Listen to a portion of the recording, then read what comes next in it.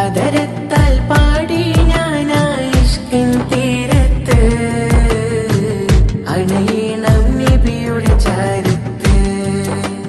ആ നബിയോര് നടന്ന മദീനത്ത്